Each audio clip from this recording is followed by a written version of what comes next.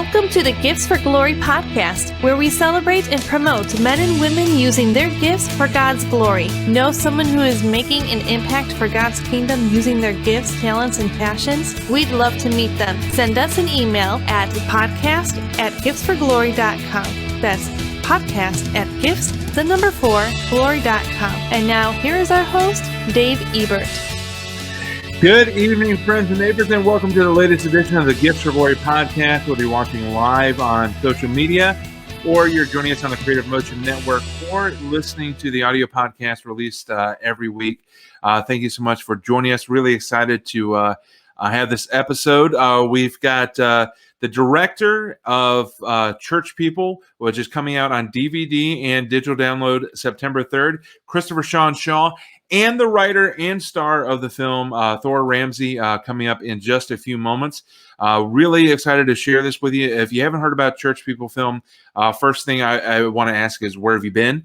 Second thing is, I want to make sure that you are looking forward to buying the release so that you and your family, in a year and now 2 years of just so much stress and anxiety, take a break, take a couple hours, enjoy the film, bring your family, your friends over, and you're really going to enjoy Church People film. We're going to talk a lot about that coming up in this episode. Let's dive into our Devotions with Dave segment. Our Devotions with Dave segment is coming from Matthew 24:24. And with this verse, I've just seen so many people talking all over social media saying that, they believe certain things. And I just wanted to share this scripture because I think it's so important that we realize that Jesus knew that there would be people coming in the name of the Lord saying that I heard this or I believe this. And we have to test it against the word. Jesus tells us, for false messiahs and false prophets will rise up and perform great signs and wonders so as to deceive, if possible, even God's chosen ones. So that verse is just Jesus again telling us, keep your eyes and ears open, but always refer back to the word and always refer back to the indwelling of the Holy Spirit so that you know what's true and what's not. Because unfortunately, even God's chosen ones might be deceived by some of these amazing feats and wonders that may happen, especially as we get closer to the end times. So keep your eyes and ears open, keep your heart pointed to God, and keep your head in the Word, and you'll be able to fight against these false messiahs and false prophets who are going to rise up and perform even great signs and wonders to deceive. So that was just on my heart today as we go into our Devotion with Dave segment, Matthew 24:24, out of the New Living Translation. So let's get to our show for tonight. I want to first play the trailer to the movies. If you haven't seen it, haven't heard about it, you're going to really enjoy the trailer. And unlike a lot of movies lately, the trailer doesn't give it all away. So you're really going to enjoy this, and we'll be back with Thor Ramsey and Christopher Shawn Shaw after this amazing trailer. I told you if we broke attendance records, I'd get the church logo tattooed on my arm. Skip, remember back when we first started? All we did was preach the gospel. Ooh, Superman works. I like Superman. Guy, what do you think? What happened to you? Me? Your dad is the one with the gimmicks. The power of the Holy Spirit propels us. I just want the church to get back to the gospel. Problem is you're trying to get your message across. The gospel? Right. And ain't nobody listening to that. For Good Friday and Easter, I need something big. Amen? Bigger than the resurrection. Bigger than anything we've ever done. National headlines. Preach on the death and resurrection of Jesus. Bam! An actual crucifixion. Uh-oh. By placing the nails through your palms in the right place, we hope to avoid major nerve damage. Operation Stop Skip is a go. That's awesome. You have to cancel this Good Friday stunt. Don't be so dramatic, honey. Ooh, I like the rusty ones.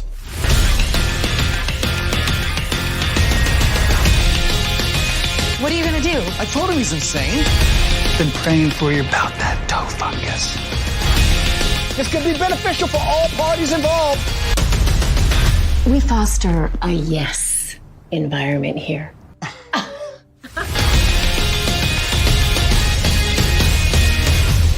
God wanted me to marry you and you could be my wife. I have an answer for you.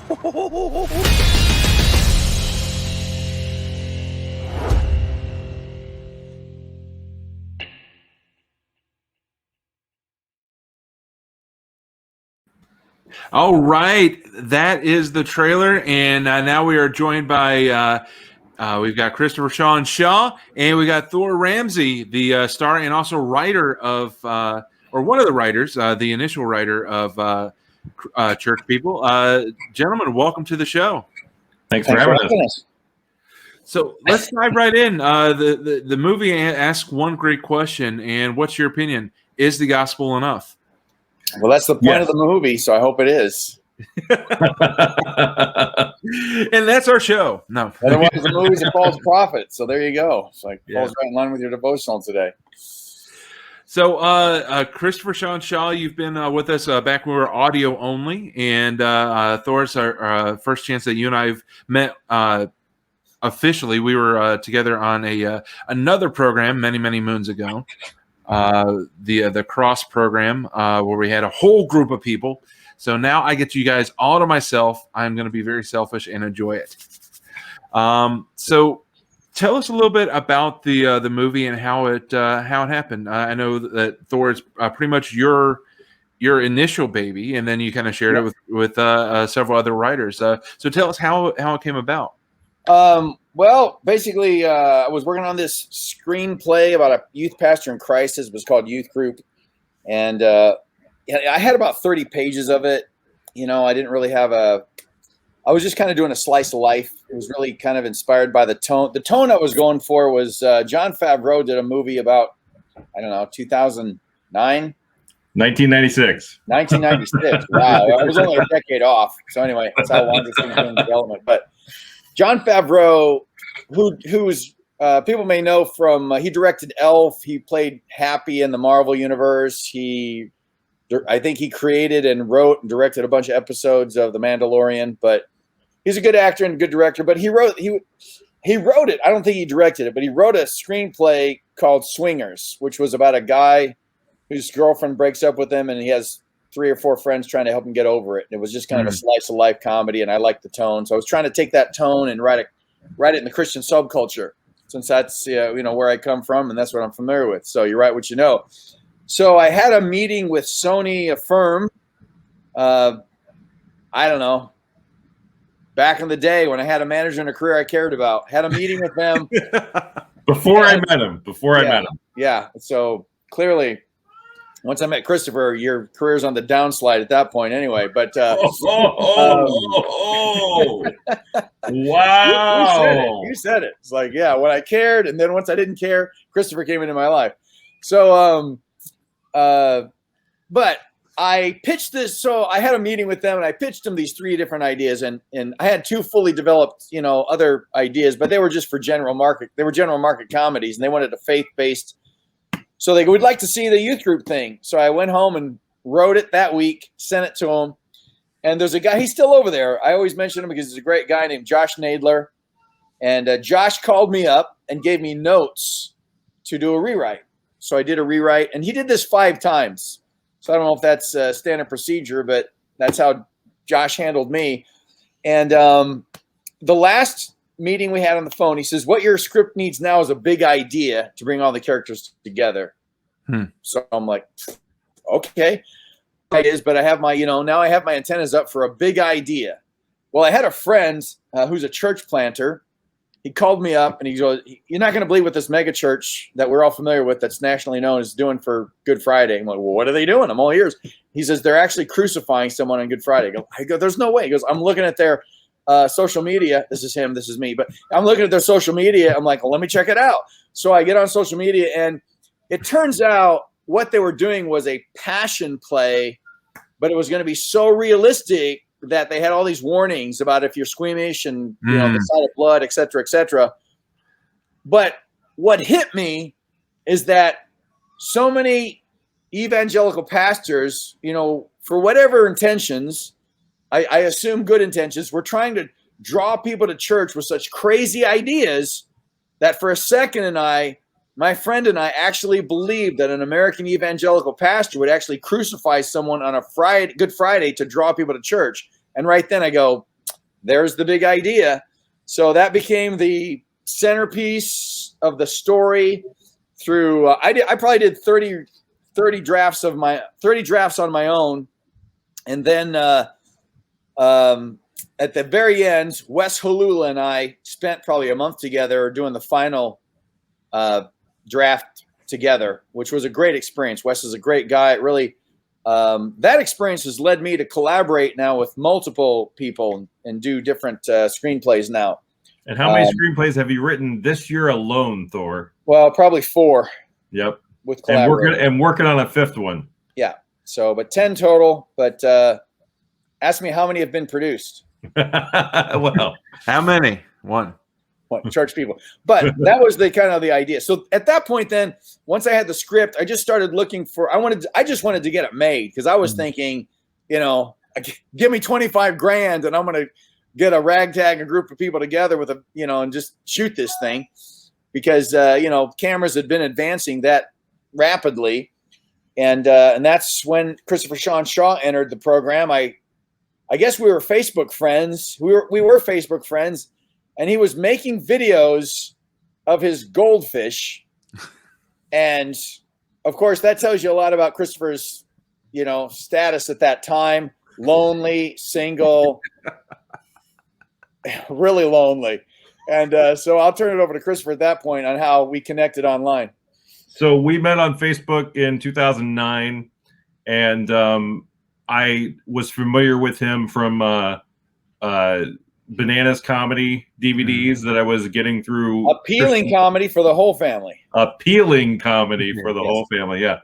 And my whole family at the time consisted of me and eventually my goldfish at that time. But so I'm watching.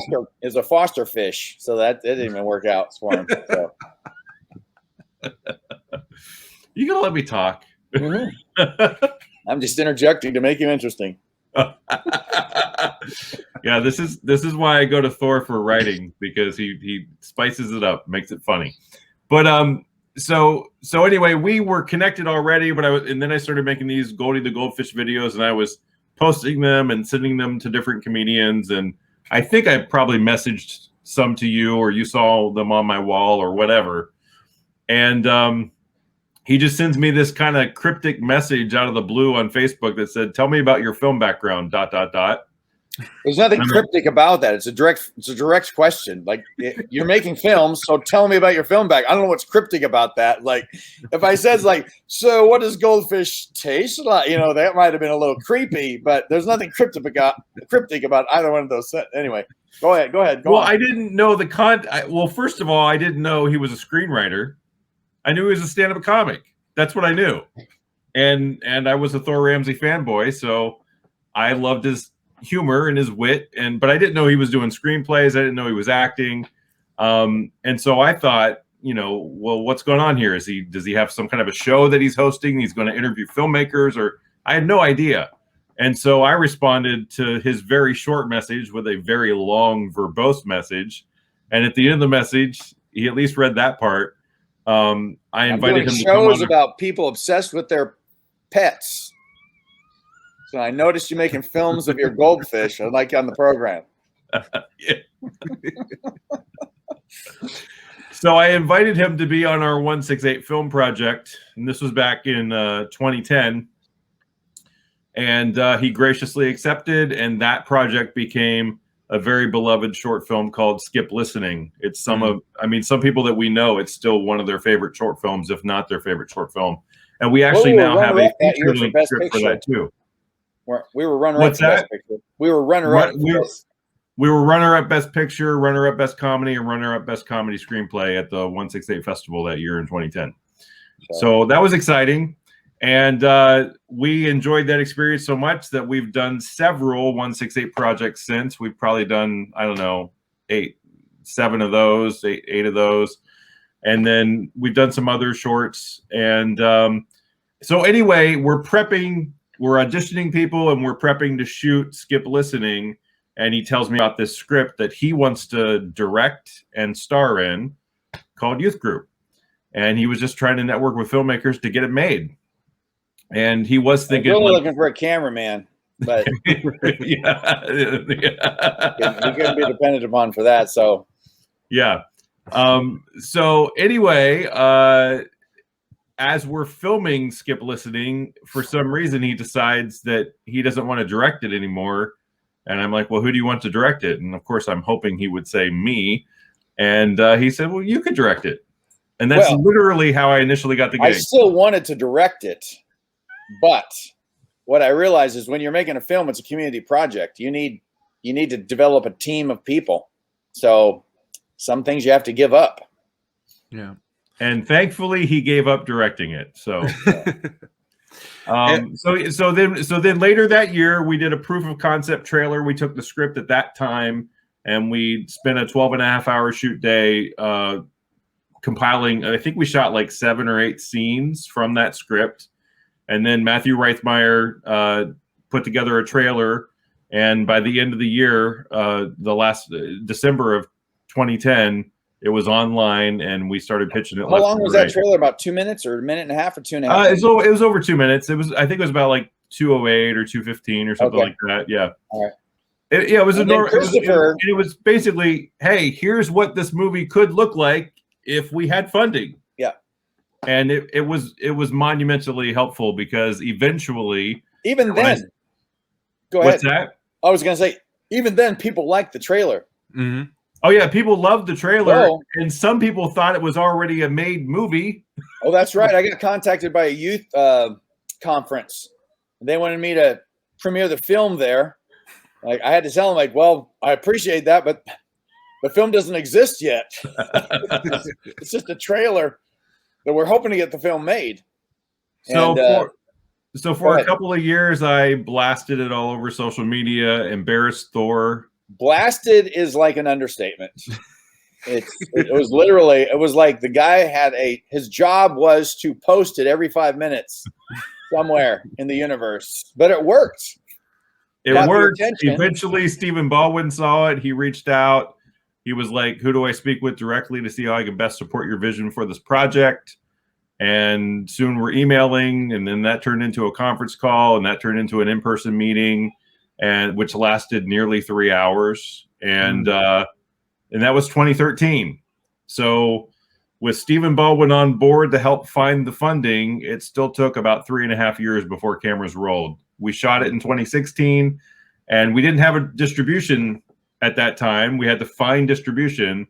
So that's part of the reason why it took so long for now, a big part of the reason.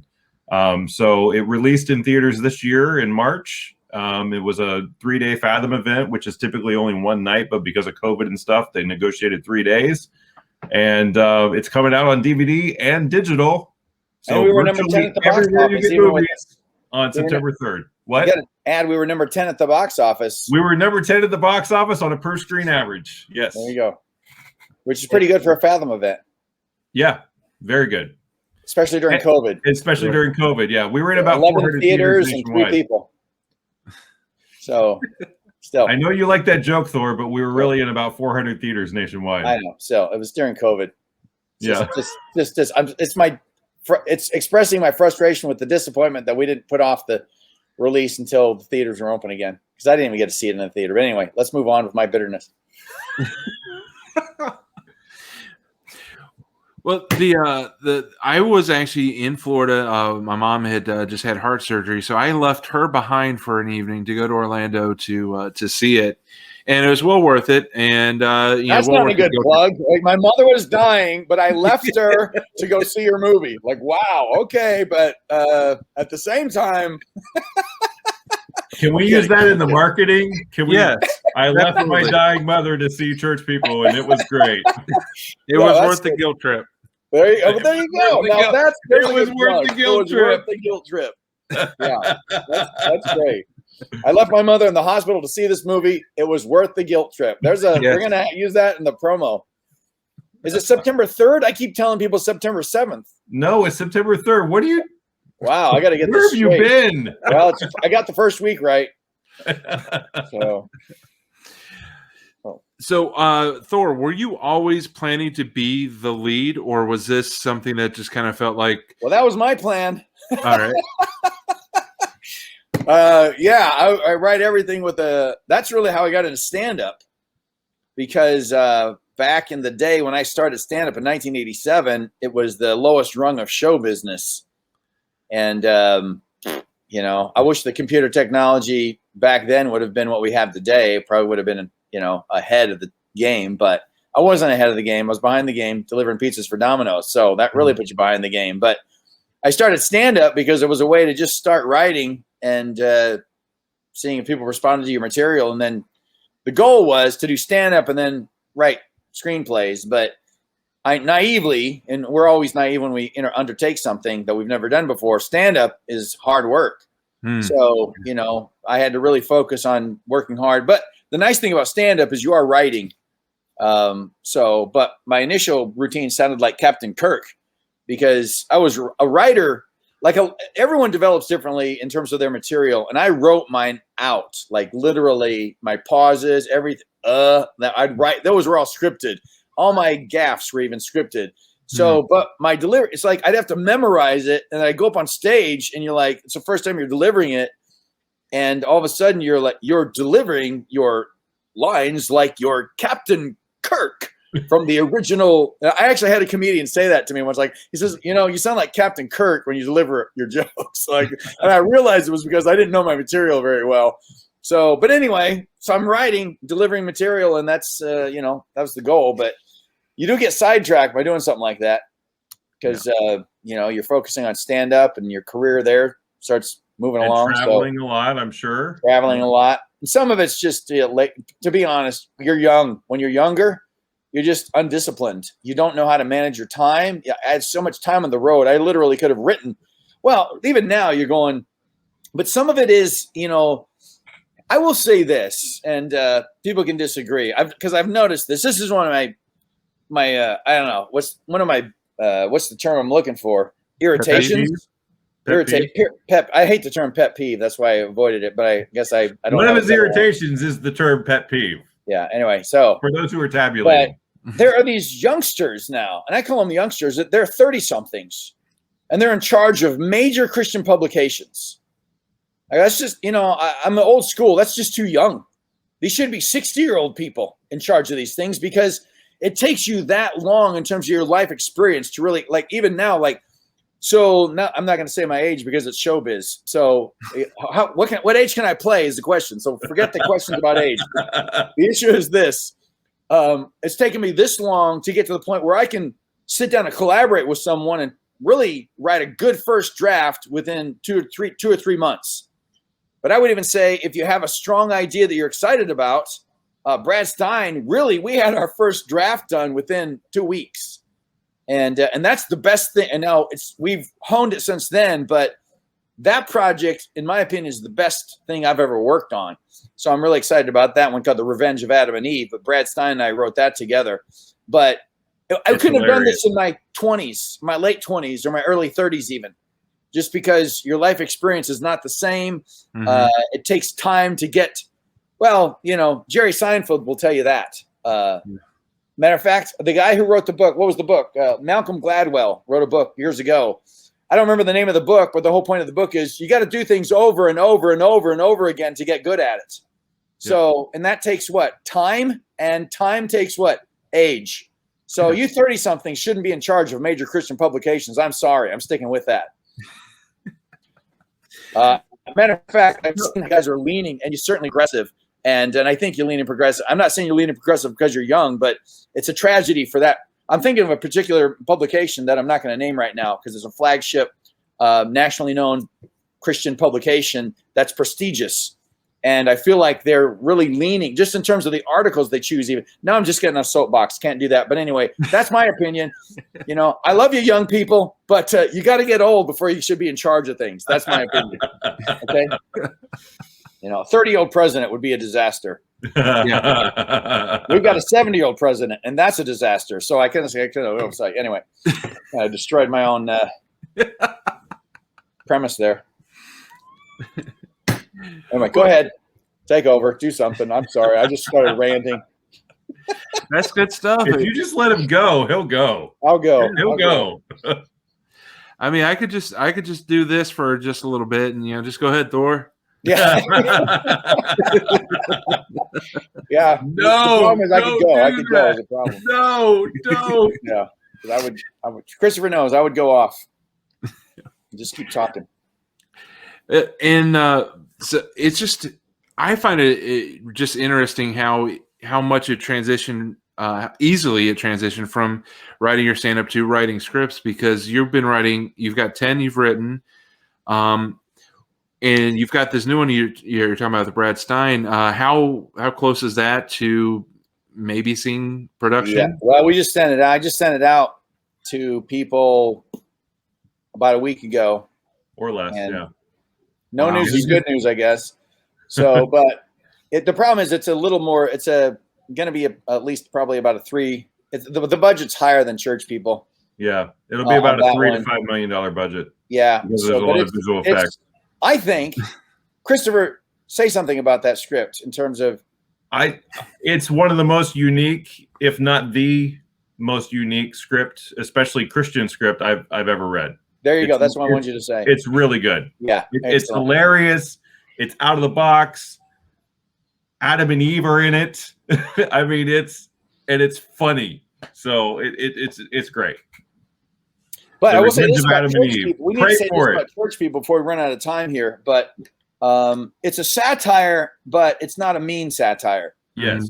We're satirizing, the whole thing of the point that they really did a great job with. I cannot believe I can believe it, but they Collide Media did such a great job with the trailer. I just cannot praise those guys enough for the trailer they made, but they really hit it in that, is the gospel enough? That's the question that we ask. And of course, I always tell people this: you can only satirize what you love. Mm-hmm. And we love Jesus and the church, and that's why it's a gentle. You can even say it's a gentle rebuke to the church for getting away from really what makes the church powerful, and our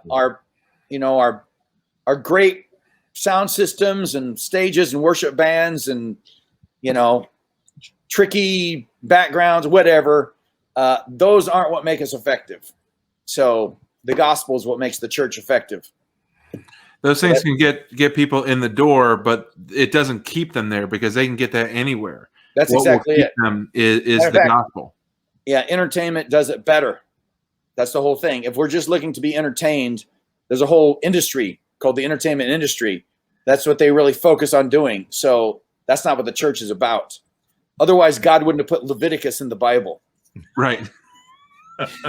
or the genealogies. There you go. Clearly, he has a different point of view of fun than we do in terms of like what church should be about. And I'm not saying we have to be frowning all the time and everything. Yeah. But we're not fuddy-duddies. Yeah. No, not at all. Okay. Thor's rant against young people in charge of stuff. I wasn't ranting against young people. I'm just saying they shouldn't be in charge of things. Unless you're doing your own startup, fine. But when you're dealing with heavy subjects and you're dealing with subjects that are influencing subjects, that's fine. If you're starting up a diddly dot, do that. Fantastic. Start up your zing zang. Start up your zing zang and your bleep blop. You should be in charge of all those things. Yeah. But I had a daughter today that had to go to my wife took her to the emergency room for a stomach issue. And so I've got my other daughter watching our 3-year-old. So I don't mean to rush here, but I'm on a time crunch. Gotcha. I told her a certain time. So sure. If somebody would stop talking. Well, the one thing we didn't mention is that Thor is a lead pastor. So when you give a pastor a microphone, it's hard to yeah. There you go. So since you got a time crunch, one of my favorite parts of my show is I always ask for a testimony. So Thor, tell us about how you came to know Jesus And was it from a Christian family, or did you find him kind of on your own? How did you? Yeah, so I grew up during a time when there was still cultural Christianity. So I grew up in a home that we were what's the term? We were Christmas, Easter's, Priesters, and but I'd never heard the gospel ever. I got to my freshman year of college, didn't even know what the resurrection was. So, and when I entered college as a freshman, I didn't believe in morality. Postmodern wasn't that wasn't the catchphrase at the time, but it was it was being taught, but it wasn't as culturally known as, you can say postmodernism now, people kind of know what you're talking about, but that's basically, for the most part, I think I was even more consistent than postmodernism people, because I was truly a budding nihilist. I didn't know what nihilism was at that time, but now that I do, I really see that I didn't believe there was right or wrong. There just wasn't. And you can convince me there was. Everything truly was a social construct, but I didn't believe that social construct had meaning. And that's the difference that I have now with people that believe that you can get morality from a social construct. I never did believe that even before I was a Christian, because it's still an untenable position to take. All that to say, I still was pessimistic about humanity because I'd had some girlfriends. So I didn't believe people were basically good at heart. I just had I believed in I believed in original sin without even understanding what original sin was. And that was really my introduction. I had roommates in college. My roommate in college was a Christian, and he had friends, and they were talking to me and go, "What do you think the greatest problem with humanity is?" I'm like, "Narcissism. We're just completely self-centered individuals. Everyone is, And so he's like, "I'd agree. We'd use a different word. We call it sin." That was really my introduction. And then from there, I was all ears. What's the gospel? And for me, it was night and day. That's the short answer. At what point was comedy a part of it? Was it before or after that? No, comedy's always been there. I wanted to be a stand-up when I was a junior in college, junior in high school. Matter of fact, I had a friend come to me one day at lunch and said, "I dreamt about you last night. You were on the Tonight Show." And she goes, "You had a good set." And years later, after getting a job and being an operations supervisor at a trucking company after college and just hating it, I thought, if you're not going to follow your own dreams, you might as well follow somebody else's. So went into stand-up after that. Now, the question I'm sure that everyone may want to ask, and please don't take offense, is Thor your given name or is that a stage name? It's my legal name. Legal name. So it's not my given name. It's one of those things it's a long story, but I changed it in 1987 when I started stand up. And then my wife's name is Dieneke, which is Dutch and hard to pronounce. And so Thor and Dieneke go really well together. But so I've just kept it, Nice. So that's the short answer. And I really got to run here because I've got a daughter that has to take off. So she can't watch our 3-year-old anymore. And I can't let him watch himself because he's 3 and he's a boy. And he is like raising a Viking. He is. So, well, I totally understand. Thor, thanks for joining us. Family first, and prayers to your daughter to get better. Hopefully, Dave, thanks for having me. Yeah, man. Godspeed. You keep talking. Keep plugging us, buddy. Yeah. All right. God bless you guys. Over. Bye. All right. Now that he's out of the way, we can talk. Jeez Louise. Wow. I love it. Family, and that's the joy of doing live broadcasts is stuff happens. Neither of us knew that was going to happen. Yeah. So let's dive into your story too, because you were on the show when we were audio only back in December, but I don't know if people remember or if they missed it. Tell us about your story and how Jesus found you all the way in Ohio. My story starts in the womb. Ooh. Do we have time? Sure. Now the question is that did it have a window? So was it a womb with a view? A womb with a view. Ba-dum-bum. He'll be here all night. Try the veal. So I grew up in a very small. It's not even a town or a city. It's a village. I grew up in the village of Plainfield. I'm not kidding. When you drive into the I wanted to say town. When you drive into the little village, it says the village of Plainfield on the sign. Has less than 200 people. Might even be less than 150 people. I'm not sure, but it's not a lot of people. Usually when you say you're from a small place, they're guessing in the thousands. Try low hundreds.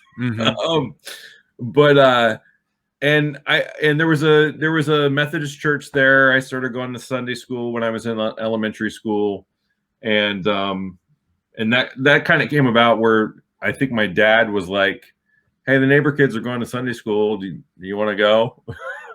and the thing with my dad was, if you said yeah, you wanted to do something, then you did it. Like if you want to do piano lessons, you do it and you practice. And if you want to learn how to play a sport or something, then you do it and you practice and you take classes and whatnot.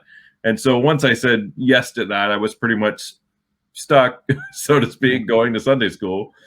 So I grew up basically always believing there's a God, but my theology was extremely limited and shallow. I mean, I remember as a kid thinking to myself, well, why?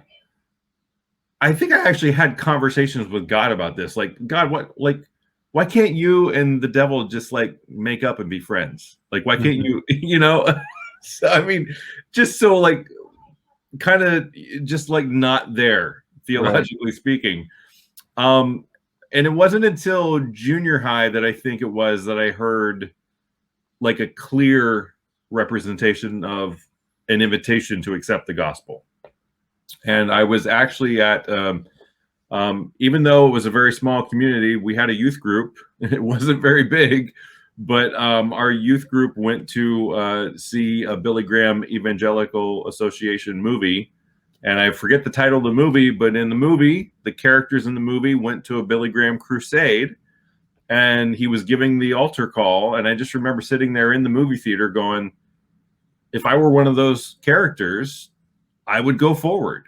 And lo and behold, at the end of the movie, Billy Graham came on the screen and invited the theater goers to come forward and accept Christ. And so I went forward, talked to a prayer counselor, and I remember leaving there feeling forgiven, like feeling clean and feeling like I was excited. But I can't tell you what the next day was like. I can't tell you what the next week was like. It was just sort of same old, same old. My theology at the time was, I believe in Jesus, I'm going to heaven. That was pretty much it. And it wasn't until after college that I started getting serious about my faith. And when I moved from Ohio to Southern California initially, one of my priorities was to find a Bible-believing church. And I landed at the Church on the Way with Pastor Jack Hayford. And got plugged in there, and I thought that was a really balanced teaching, and I learned a lot. I mean, there were gobs of things I used to think were contradictions in the Bible, and through solid teaching and understanding a little bit more about what the original text says and means, the Greek, Aramaic, and Hebrew, that's the original language, and when you translate that language into English, it's not a clear-cut translation all the time.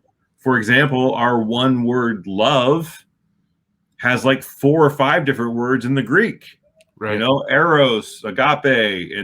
And so when you see the word love in English, that doesn't mean it means the exact same thing as you think it does at face value when you first read it. So understanding context is key when it comes to scripture.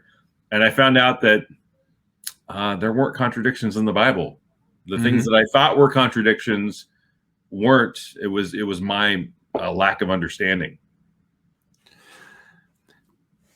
At the at Jack Hayford's church, were you only being taught from the pulpit, or did you get into small groups?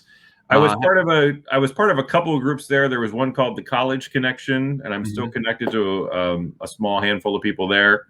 And then there was another room, I think it was called Next Generation, which was the group above the College Connection, I sort of double dipped and went to both. Yeah. So I made friends in each one, and I did get involved in a small group as well. Shout out to Tom Borga. He and his wife Crystal opened up their home, and Tom led a small group of men from the Church on the Way. And so so I was involved in that small group. I was involved in a small group with a fellow College Connection person who I'm still connected to today. Shout out to Gary Schertz, who actually did my website, ChristopherShawnShaw.com. Gary Schertz with Oak Valley Digital did that. Let me shout out again, Christopher Shawn. There it is, ChristopherShawnShaw.com. Gary Schertz did that. So I'm still connected to him today. Definitely it was the larger gathering because it's a big church. There's 2 campuses. Actually, there's 3 campuses now, I think, or maybe there's just 2. Anyway, it's a big fellowship. Mm-hmm. I learned a lot there and in small groups and on and on. So. And you moved to LA, to California, pursuing initially acting. What led the transition to going more behind the camera? I sort of fell into it. In college, my parents got me a half-inch VHS slim cam. It was only like 4.5 pounds, and it was a thin model of a home video camera, basically, and it shot well, standard definition, of course, but still. And so I would get these ideas for scenes and stuff, and I wished I could be in front of the camera and behind the camera at the exact same time. Mm-hmm. But only God can be omniscient, or no, omnipresent and omniscient, obviously, but omnipresent. So I couldn't do that. And I don't know, just over the years, I found myself more and more behind the camera and more enjoying it. I did a lot of, when I first moved to Southern California for a few years, I did a lot of extra work, background acting in movies and TV and music videos and commercials. And every once in a while featured, and that was fun, but it started feeling like a dead end gig because I wasn't really advancing. On a movie set, there's a lot of hurry up and wait. Mm-hmm. I mean, sometimes you'll be there all day and not even be used once. And so it started to feel like a dead end. And so, I got involved in a ministry group called the Interceding Ensemble, which it wasn't officially a Church on the Way group, but we would meet at the Church on the Way, and a number of people who attended the Church on the Way were in that ensemble. And so I would do acting there and some directing there as well.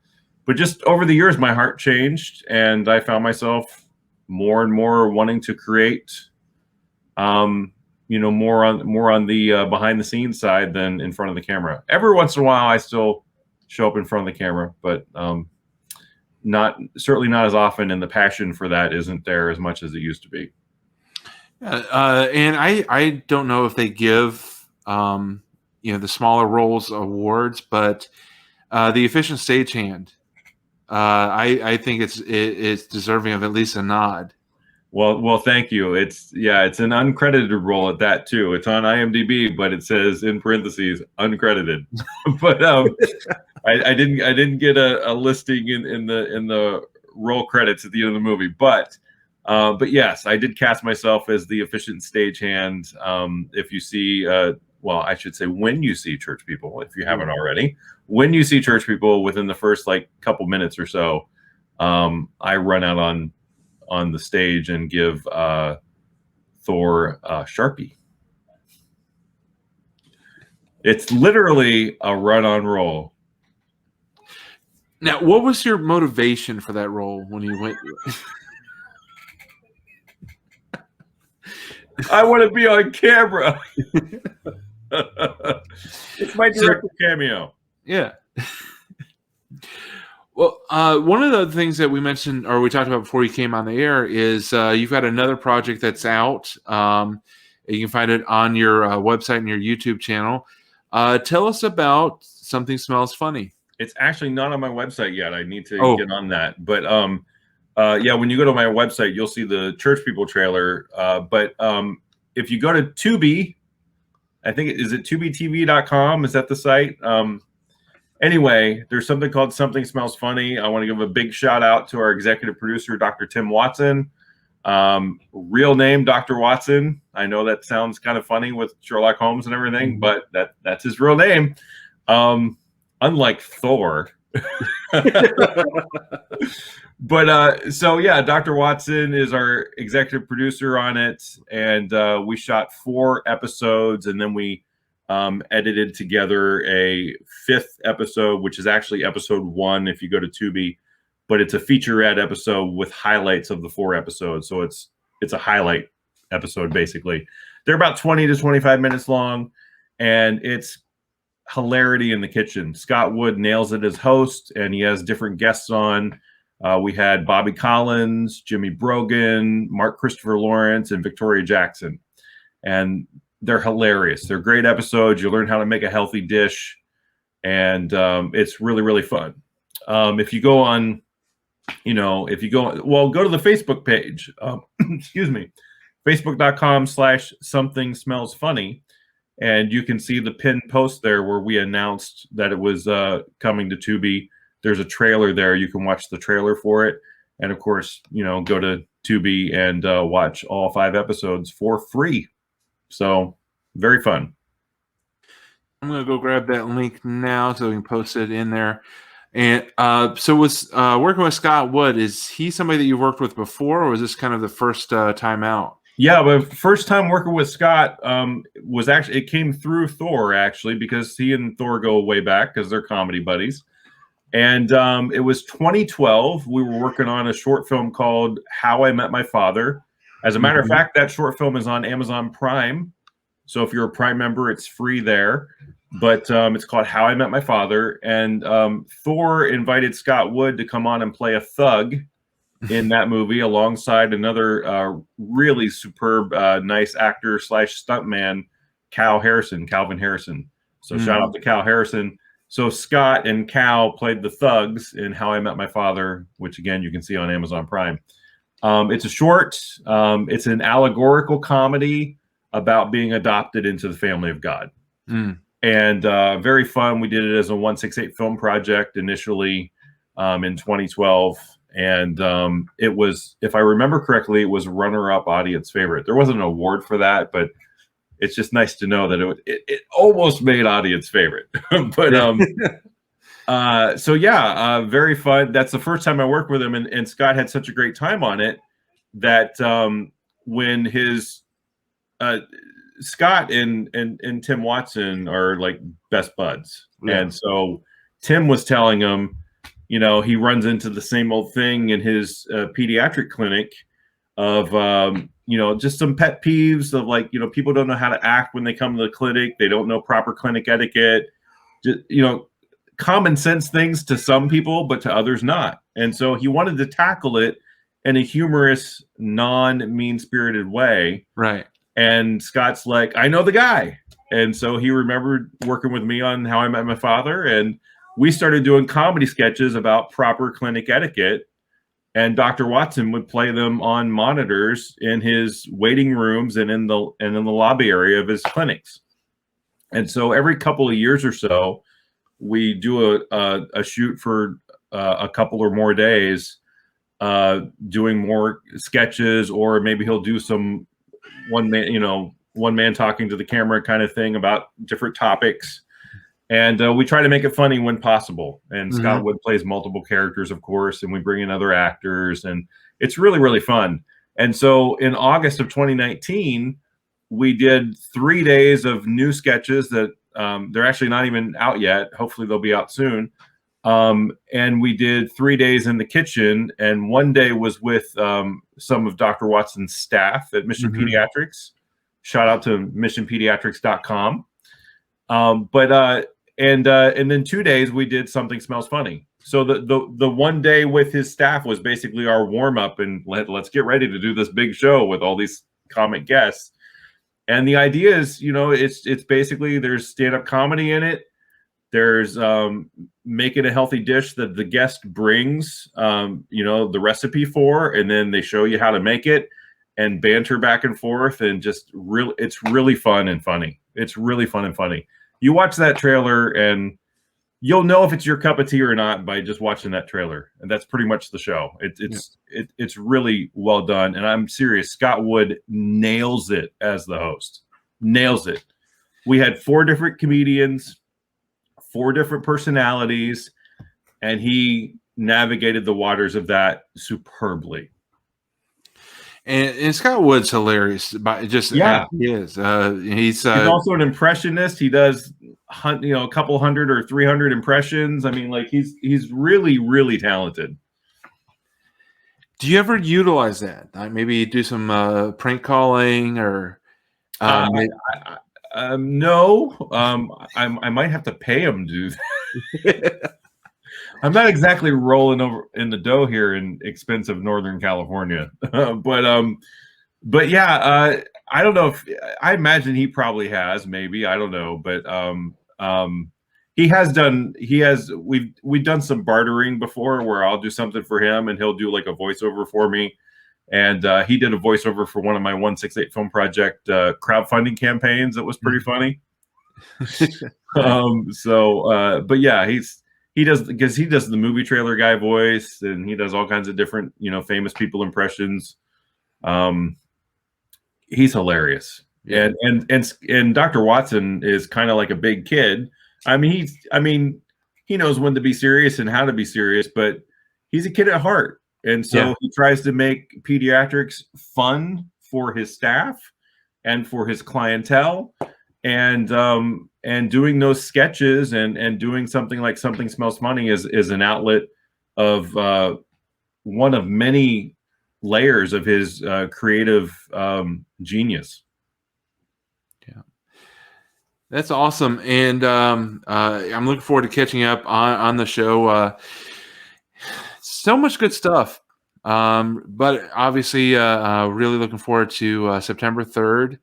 September 3rd, church people, digital and DVD. So virtually anywhere you buy stuff. And then probably next year it'll be on some kind of a streaming platform. But for now, digital and DVD, September 3rd.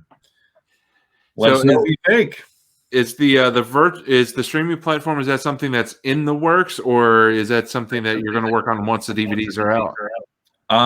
That's a really good question, and that's probably a question for Collide Media Group. I just know that they mentioned that streaming probably wouldn't be until next year. Okay.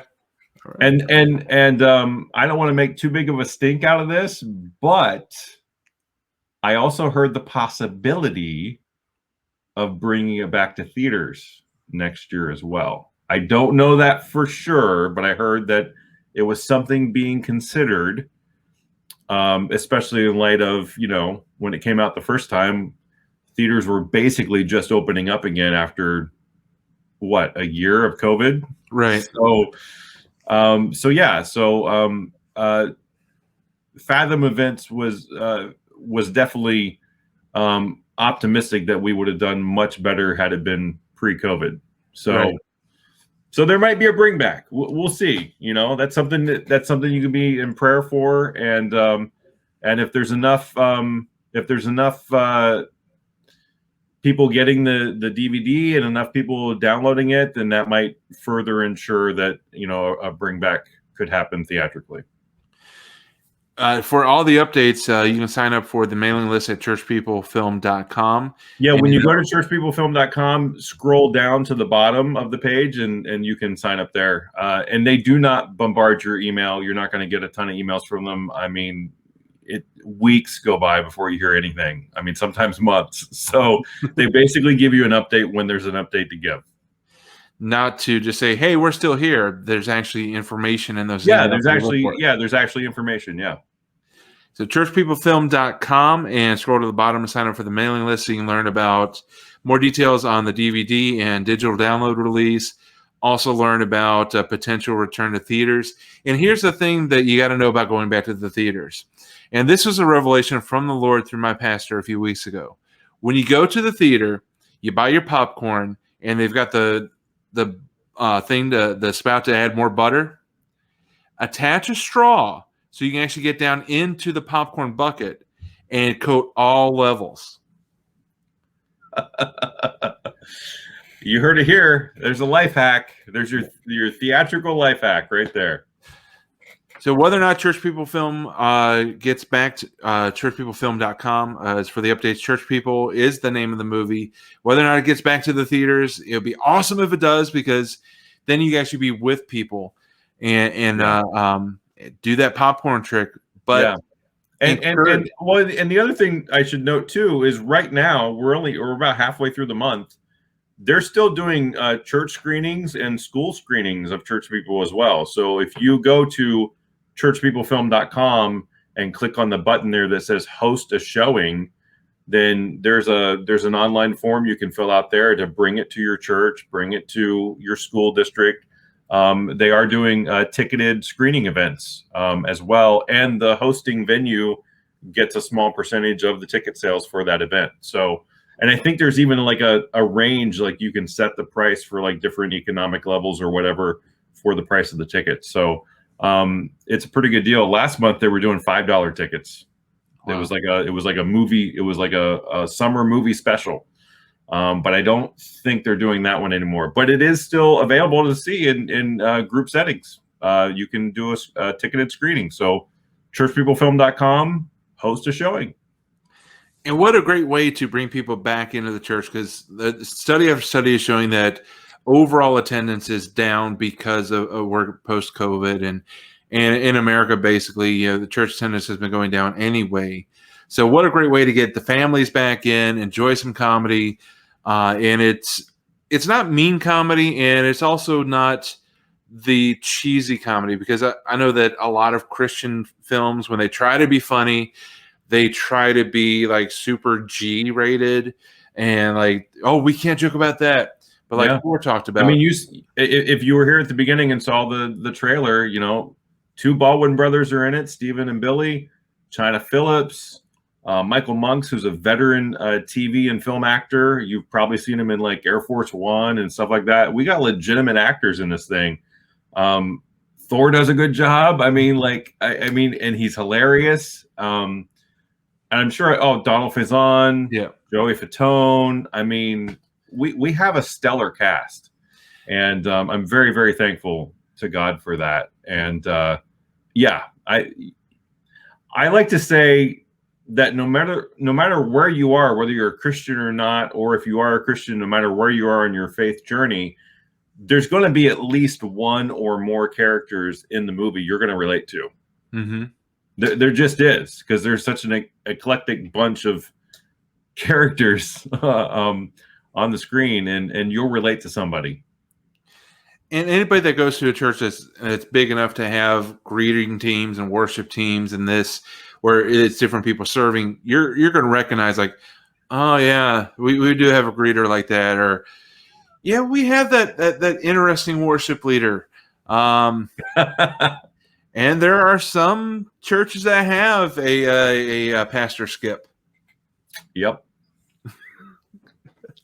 But I loved how you worded that a few moments ago. You said we have some really legit actors, and Thor does a good job too.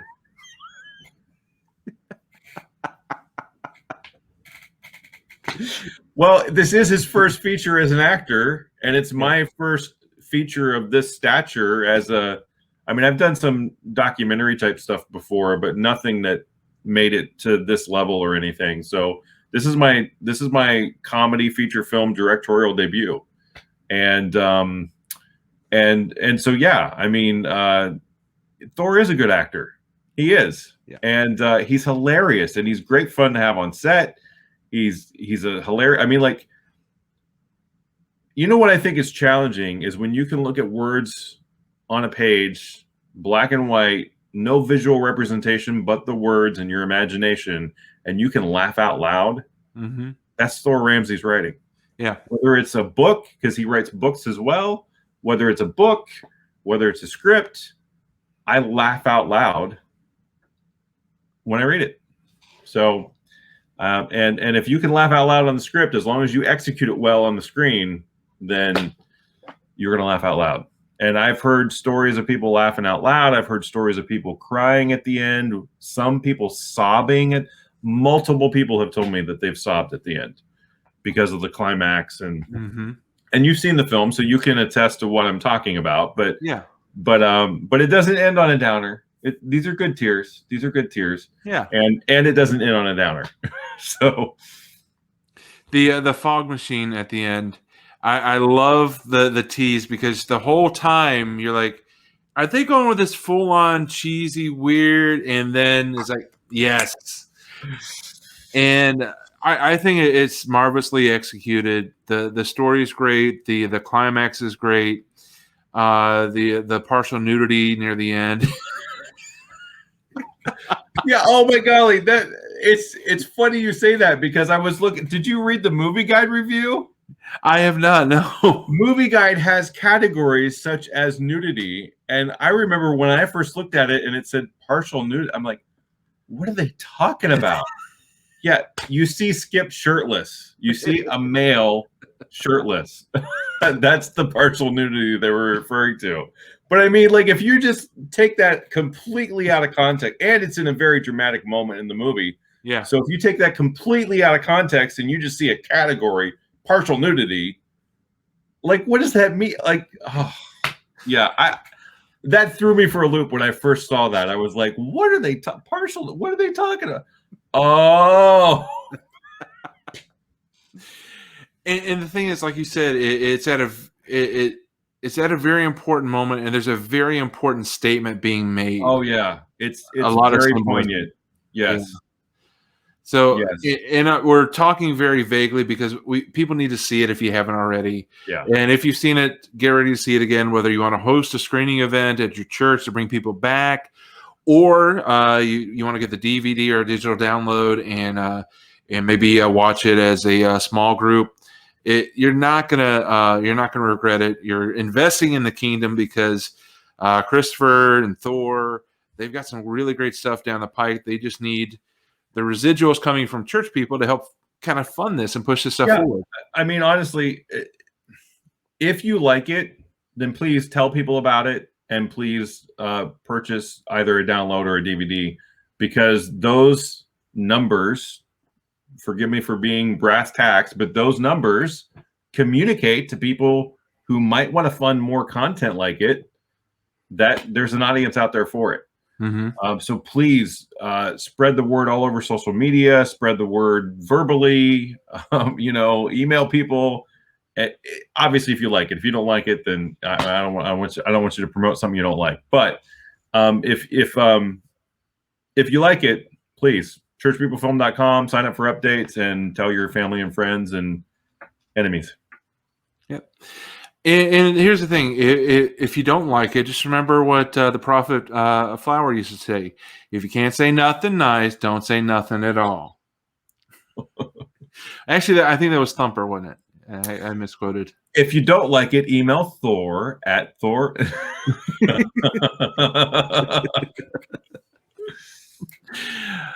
Well, we are winding down. I want everyone to make sure to go to churchpeoplefilm.com. Also connect on. What was that website again? Churchpeoplefilm.com. One more time? Churchpeoplefilm.com. I don't like the way I said it. Let me try this. Churchpeoplefilm.com. Ooh, radio voice. Yes. And the face for radio. Yeah. And the lighting for radio right now. Yeah. I need you to come out to Chicago and help me light my room so that I look decent. I'm not a gaffer, dude. I'm a director and creative producer and creative consultant. I'm not a cinematographer. I'm not a gaffer. That's why I hire those people. And speaking of which, since we're talking about them, I want to give a shout out to Bo Hakala, who was our DP, our cinematographer on Church People, and a shout out to Brock Kingsland. Oh my golly, did I say his last name wrong? It's either Kingston or Kingsland, but his first name is Brock. I remember that. But I mean, yeah, they did a stellar job. The movie looks beautiful, and we shot on Red Epic cameras. I love shooting on Red. I say that as though like I shot it. I I didn't shoot it. I wasn't. There's if you go to my Facebook page, you can see a picture of me holding one of the red epics, making a goofy face because that's about all I know and how to use a red camera is just to hold it and make a goofy face. Tony Oberstar was one of our camera operators, helped out Bo quite a bit, and so yeah, we had a great team. We were surrounded by consummate professionals, and that's why it turned out so well. Surrounded by consummate professionals and Thor Ramsey. Well, I did say we. I meant yes. Thor and me were surrounded by consummate professionals. And Thor Ramsey. I love Thor. Yeah. He's been a long-time film collaborator, and I hope, God willing, many, many more years to come. Lord willing, and the creek don't rise. Amen.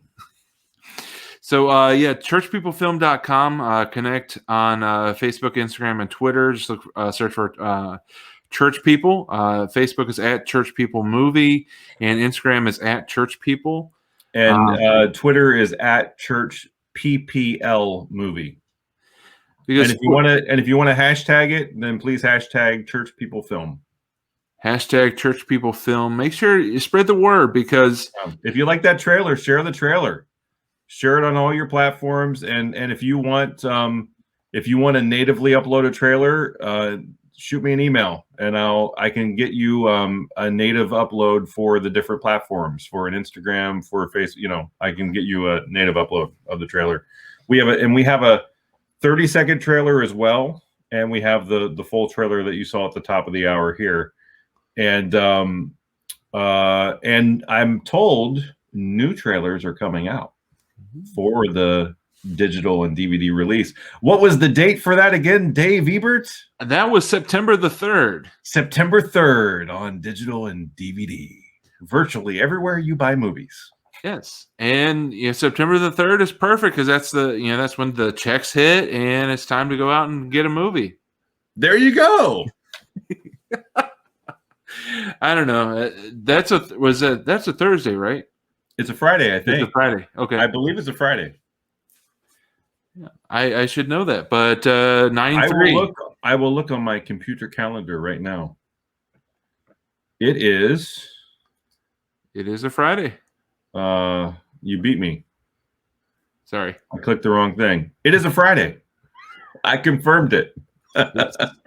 So Friday the 3rd, be sure to check it out. DVD and digital download.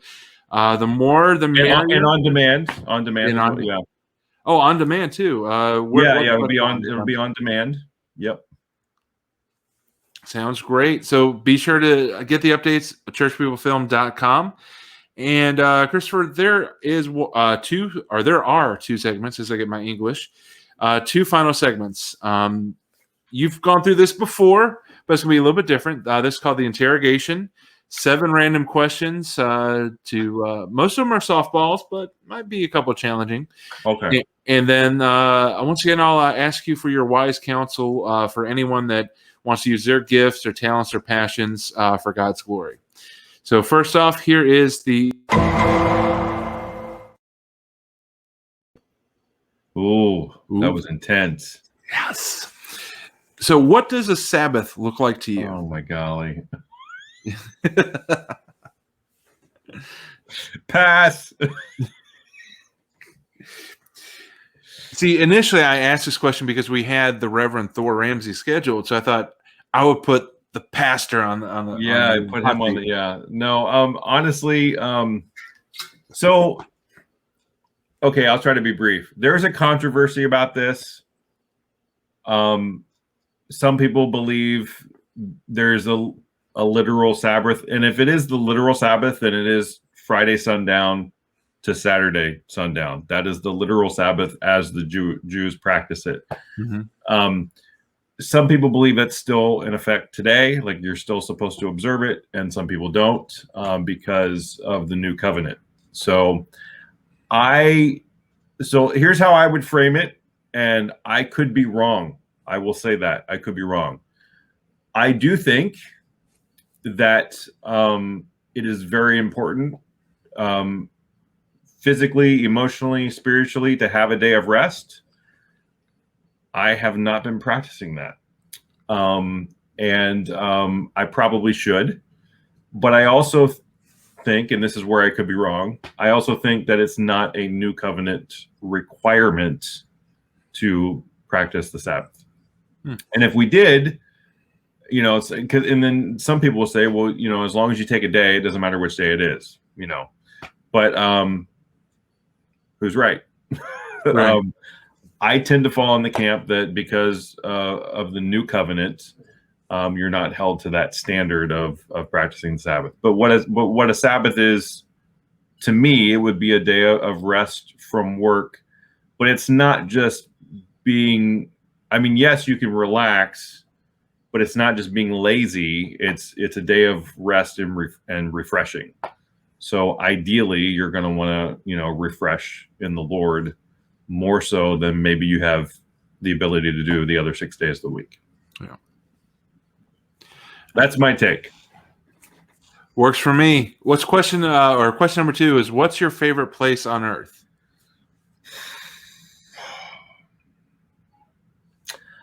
I usually do horrible with questions with favorite in it. Like, what's your favorite movie? I don't have one. What's your favorite? I don't know what my favorite place on earth is. But I can tell you what my favorite food is. That one I know. Do you want to know what my favorite food is? What is it? Pepperoni pizza with extra cheese. Hands down. Deep dish, pan, or it depends on the place. My favorite brand pizza right now is Round Table Pizza. Okay. Pepperoni and extra cheese. Delicious. So favorite place on earth. I'll tell you some favorites. I do like I do like Northern California. I've been to Colorado Springs, and that was very beautiful.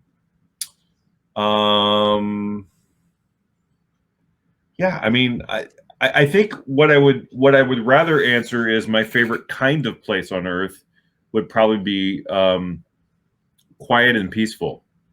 So like a nice stream, maybe something not like off the grid, but something a little bit remote, like in the woods or something. Or I think there's a lot of Alaska is visually stunning. Mm-hmm. Like a cabin in Alaska with snowy capped mountains. And so, I mean, like, but I don't have a favorite place that comes to mind. Okay. And I've never been to Alaska, so that's where your next screenplay needs to be taking place. So that you have a reason. You titled this right. These are interrogation questions because these haven't been easy so far. All right. Oh my God! What keeps me up at night? Yes. The inability to sleep. Ooh.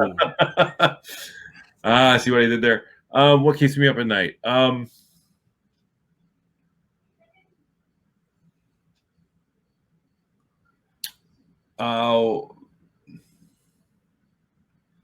I'm assuming this is more like a deep question, like what keeps me up, like what concerns me. Right.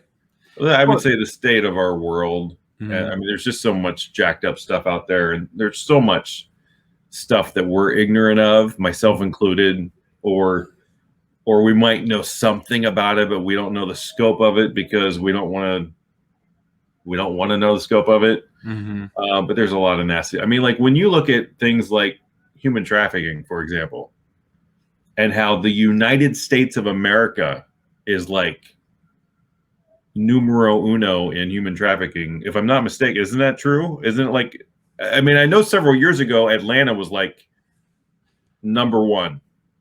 Well, the American Super Bowl is the number one trafficking event in the world. Holy crap. See, stuff like that should soberly wake you the crap up, you know? Mm-hmm. I mean, and they're probably people we know or people we really, really like. Like there are well-known people who we adore and appreciate and like, because they're famous or because they're a great actor or actress or whatever who are involved.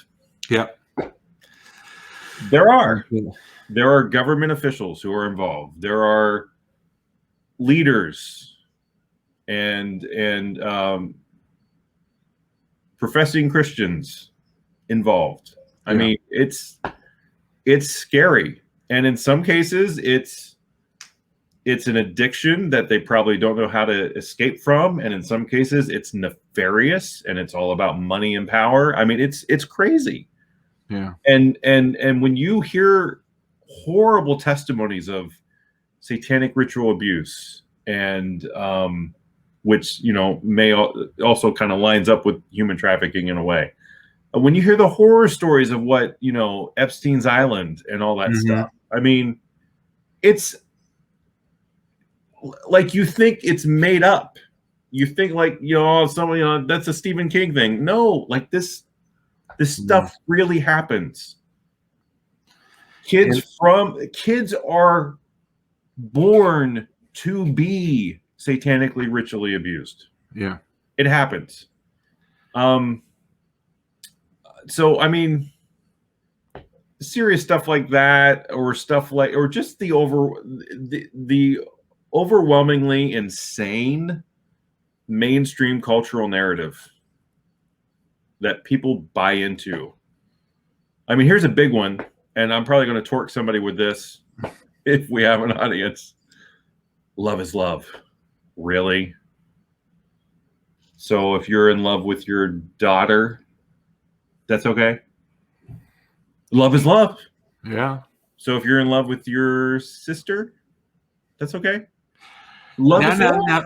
Now that's a slippery slope. See, you can't use love is love because it's based on feelings. Mm-hmm.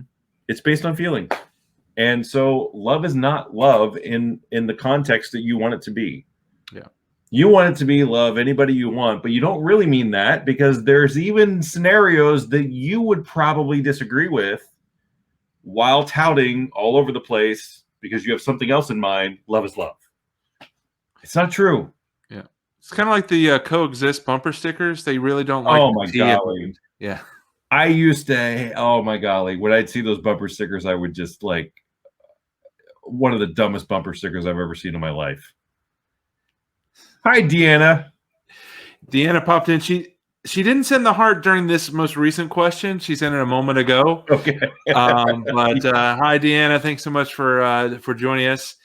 So yeah, those are the kind of things that keep me up at night as well, because of the fact that if I'm being honest, since it's an interrogation, I don't toss and turn over that stuff. I stay up at night because I can't sleep or because I want to watch something entertaining. Yeah. If I'm being honest. Yeah. That's mostly what's been keeping me up at night, not wanting to go to sleep or wanting to be entertained. So question number 4, if you could, what's something that you wish you could go back and do over? And this could be a positive, like you want to re-experience it, or it could be sometimes I think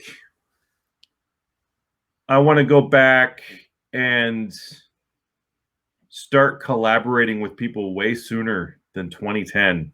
I mean, like I started the 168 Film Project journey in 2008. And then I took a year off, and then I did one in 2010, and that's when Thor and I first collaborated on the short film Skip Listening, which I think I mentioned this before, but we have a feature-length script for that now. So hint, hint, wink, wink. If anybody wants to fund a feature-length version of Skip Listening, hit us up. Yeah. Probably in the neighborhood of $1 million budget. Sweet spot would be 1.5 to 3, but we could probably do a decent job with $1 million budget for the scope of that script. But anyway, I think I would probably want to know that I could connect with people like I started really doing through the 168 Film Project sooner, and maybe, I had some script ideas that I either started writing or, never wrote or whatever, and maybe like tackling some of that stuff Like I took a screenwriting class in at the junior college locally here in Santa Rosa. And one of the reasons I took the class was because the end project was you had to write the first 10 or 11 pages of your script. And so I knew it was going to force me to write something. And that's what I love about the 168 Film Project, by the way, 168film.com, is it forces you to finish a short film. I mean, like if you're signing up for the speed film category, there's a deadline. You have so many days to write and get ready, and then you have 168 hours to shoot, edit, and turn it in. And for years, the 168 Film Projects were my director reel, for years. So a little side plug there is, utilize the resources at your disposal. If you don't have a camera, you probably know somebody who does, or join some Facebook groups. There's all kinds of Facebook groups for different parts of the world when it comes to, connecting with other creatives, faith-based even. So, but yeah, I think I might want to reach out and collaborate on more stuff because, maybe I would have done a feature film sooner than, how old was I in 2016? Was I in my 30s or 40s? I was in my, I don't know. Maybe when I was in my 20s, I would have had a feature out, or maybe if I'd done something, in my early 20s or something. Yeah. Yeah. All right. Next question. With whom do you most identify in Scripture? Wow. Do you have a brainstorm team to come up with these questions, Dave? Usually it's like coffee or tea, milk or, but no, these are deep questions. With whom do I most identify? Well, I'll be honest. This one's really difficult for me because I have the tendency, as I believe many people do, to elevate people in Scripture above mere humans. We look at people like, Peter and Paul, and we sort of, we know Peter denied Jesus 3 times, but, he also wrote part of the New Testament or was a major disciple. But we tend to gloss over the failure. I mean, they were human beings. And let me give a shout out to that show, The Chosen. One of my friends is an associate producer on it, Justin Overlander.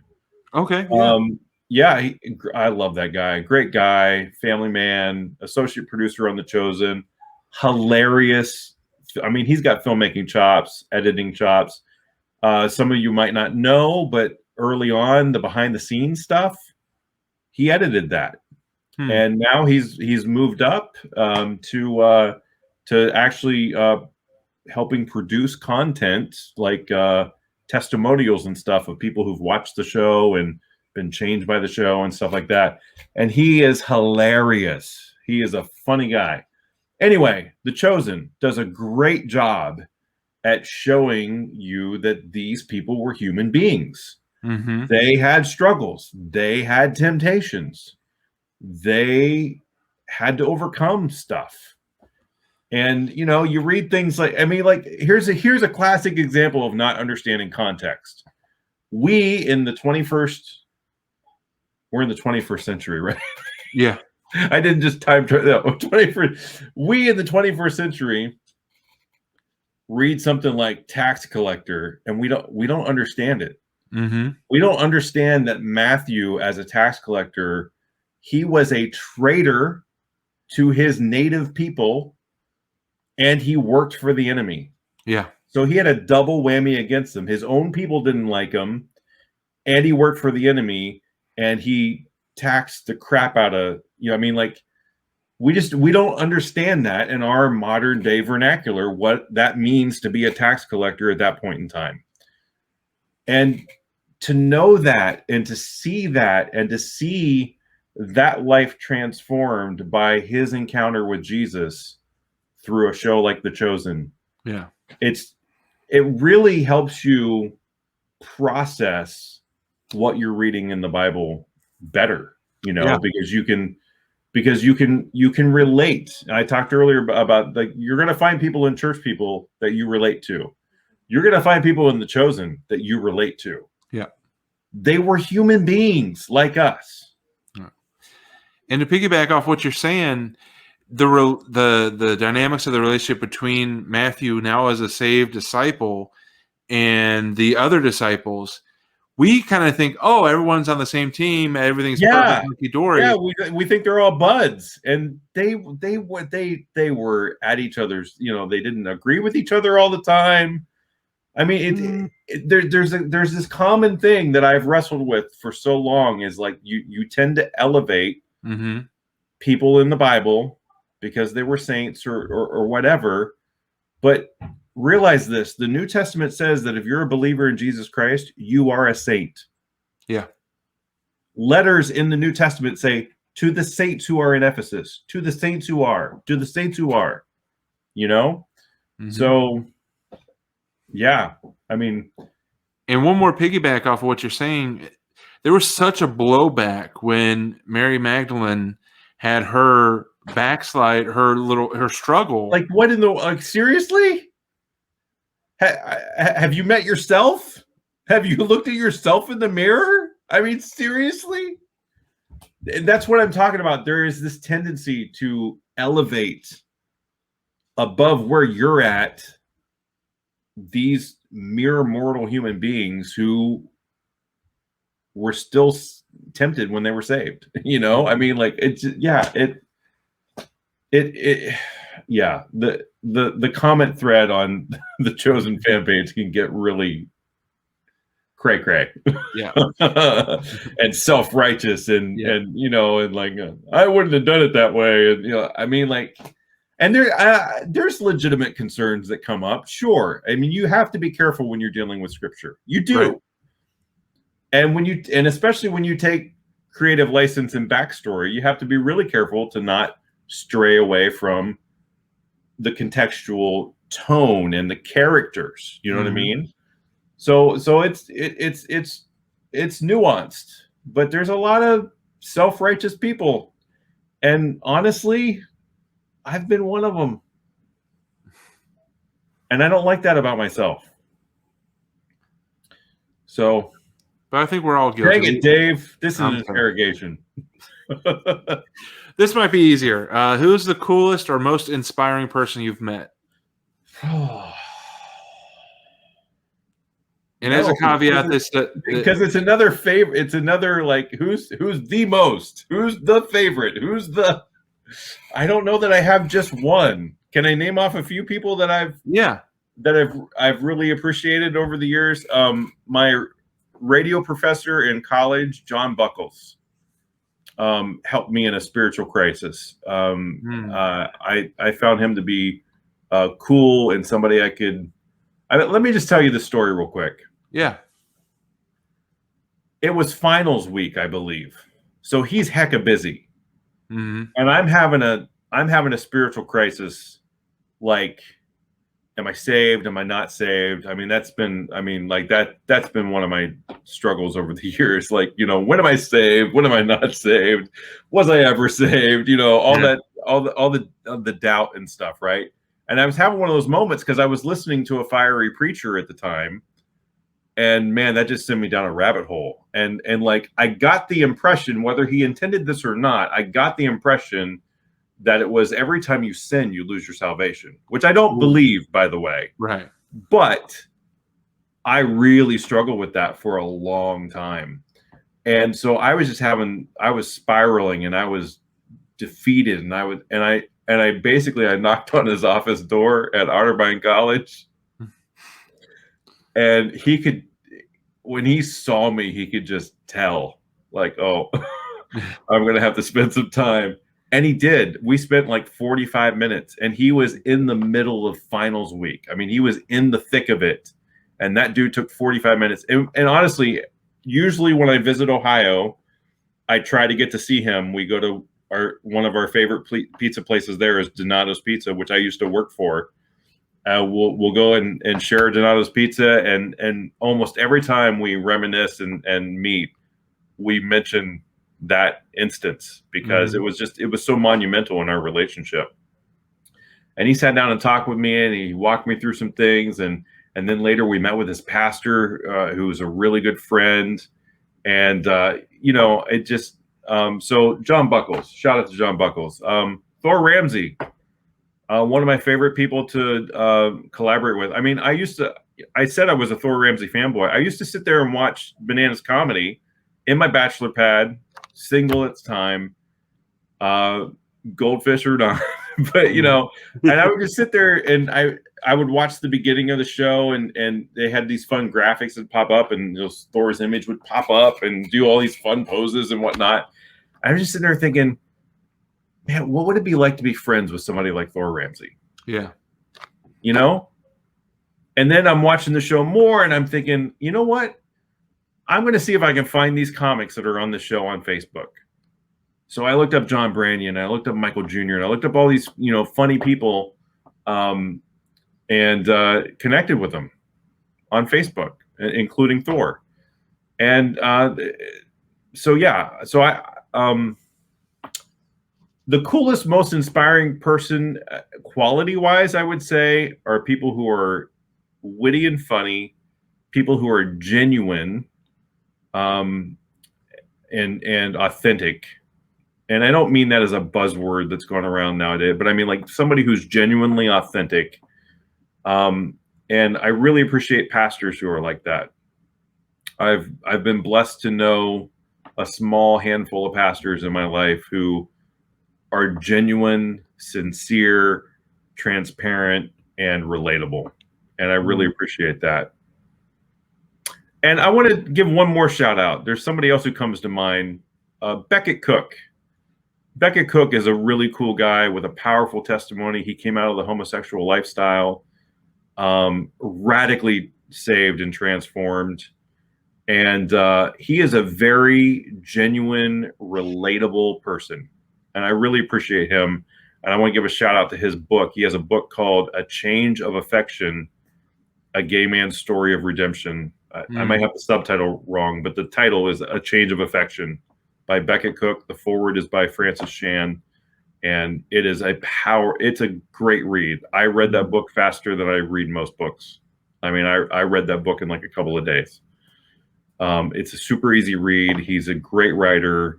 Whoever edited it did a great job. I mean, it's a great book. So get A Change of Affection for sure. Definitely want to look that up. That's awesome. So final hard question is, whose story do you want to tell in a film? Whether it's a character or an actual person or just an idea. Oh, okay. That's interesting. Well, the story that I started to tell, again, I'm going to have multiple answers to this. Yeah. But the story that I started to write, and I think I got an A+ on it in that junior college class that I took. It was about a guy who was desperately trying to hear from God. And at the time, I was thinking I would play the guy, I would direct it. I never finished. I have yet to finish the script, but it was a great story about this guy who he writes down on his calendar he's going to spend these days trying to hear from God. And the idea was he latches on to everybody else's way that they hear God. Like, he'll hear some person say they hear God in this scenario. Somebody else is, God speaks to them through poetry, and somebody, and so he tries all these different, he basically tries to ride the coattails of how other people hear God. Because for somebody who may be watching who doesn't know, there are God speaks to people differently. I mean, he doesn't contradict himself, and he doesn't contradict the word of God, the Bible, but he may speak to somebody through impressions, or he may speak to somebody through something they watch, or he may speak to somebody through a still small voice. Some people hear God audibly. I've known people who hear God audibly and seen the fruit of it. So some people he gives words of knowledge to, you might be in counseling or something, and somebody will be deposited a word of knowledge that there's no way they would have known it because you never told them and nobody else ever told. I mean, like, so word of knowledge. So he speaks to people differently. And so this character is somebody who doesn't know how to hear from God. He desperately wants to hear from God. And the very next time he hears somebody else's testimony about how they hear from God, he tries to do that thing. So it's a quirky comedy. I'm a quirky goofball. It's a fit, you know. Yeah. And I don't know the ending of it yet, but I know at some point, like, you know, Mormons show up at the door and like, do you know how to hear from God? You know, so like there's different funny scenarios asking different people how they hear from God. Jehovah's Witnesses show up and he's like, do you know how to hear from God? And they take off running. Yeah. So that's a fun one. As far as a real person, the one that keeps coming to mind is I have had a fantastical thought of it might be cool to do a movie about Keith Green. And I know that there was a movie that was in process. They were going to make a movie. There was a script, and I don't know whatever happened to it, but this was several years ago. Like Melody Green would like post updates of like, you know, we had a meeting, they had a director, they had producers, and they had a script, and I don't know what happened, but apparently it fizzled or something. I don't know what the update is on that, but and it's been several years now. But I think that would be a really powerful story to tell. But I mean, there's so many. There's so many. I mean, I think it might be fun to do a story on Beckett Cook's testimony. You know, do a movie about that. I mean, that would be a powerful film. Yeah. I mean, he was radically saved. He was a sinner in a church service, and God, the Holy Spirit, fell on him, and just, I mean, he was weeping, and he was, and then it happened later in the day, and he was like, "I'm yours." I mean, wow. And he was full on in the homosexual lifestyle. He was full on of that kind of mindset and worldview of, and not really believing in biblical things, you know, and he was radically transformed in his thinking. And he's got a YouTube channel called The Beckett Cook Show. You should check it out. He talks about things in the culture. Like, you know, one of the things that keep you up at night is like just how crazy the ideologies and philosophies of the world are right now. Crazy. Yeah. And he tackles some of that stuff, and he does it in a very tender-hearted, compassionate, loving way. And that's one of the things I admire about him is he can speak the truth in love. He is a visual representation of speaking the truth in love. Beckett Cook. I'm pulling up his channel now. And one of the things you just mentioned is, you know, kind of mirrors some that I've noticed, is that a lot of people don't want to allow the idea that you can leave that lifestyle. Oh, I would say, well, certainly in the mainstream cultural narrative, absolutely not. They don't know what to do with stories like that. They either think that they're fooling themselves, and you can tell by talking with and listening to Beckett Cook that he's not fooling himself. He had an encounter with the living God, no question. But yeah, I mean, there's all kinds of spin about it. Yeah, the mainstream cultural narrative is insane. It is absolutely insane. And I would even hazard to say that half the country doesn't even buy into it. They might say they do, they might virtue signal about it, but, you know, again, you say love is love. They're like, oh yeah, how about these siblings over here who want to get married? Is that okay? You're going to find something where they're not going to be able to apply the love is love thing, whether it's, you know, adult child or siblings or something that's just like way out there, you know, bestiality, something. You're going to be able to not go love is love. You know, it's just one of those fluffy, lovey-dovey things that sounds all warm and fuzzy, but it's full of lies. Yeah. And deceit. Absolutely. And yeah, you got the Beckett Cook show up there on the screen now. Thanks for doing that. Yeah, and he tackles cultural narratives like this. Like there's a new documentary on Netflix called Pray Away. And he tackles that. Somebody who came out of the homosexual lifestyle tackles that whole thing. And he gets to the core issue of why the Exodus movement failed. It isn't because they were fooling themselves in the sense that, well, that's just the way they were born. It's not that. It's a belief. When your belief changes, your behavior changes. And so many people try to do it the other way around. Change your behavior and that'll change how you believe. When your core belief changes, your behavior follows. Yeah. And that's whatever it is you believe. That's why we describe being a Christian as a relationship. When you have that moment where you fall in love with Christ, you change because, like, you're married. I'm married. Changes you. He changes you. You can't change yourself in that way. Beckett Cook could not have saved himself like he experienced. That was a radical transformation from the living God himself. Amen. Or none. I mean, like, hands down, radical transformation from the living God. That would be a great story, and that would be a deviation from your norm because most of your stuff has been along the lines of comedy. So to dive in and tell a serious story, I think will be really cool to see from you. Yeah, I am attached to a number of non-comedies, like, some thrillers and stuff, but some of them are bigger budget and but yeah, my niche does tend to be comedy, and I love doing comedy because I love to laugh. And I think it's important for people to laugh. Laughing is healing. Laughing ministers to people. And if you have a poignant message, I like to call it poignant laughter. If you have a poignant message like Church People does, and you can help people laugh at some of the goofiness that they've seen and possibly done themselves, then it tears down those walls. Laughter helps bring people together, and you can deposit quite a bit of truth after some laughter.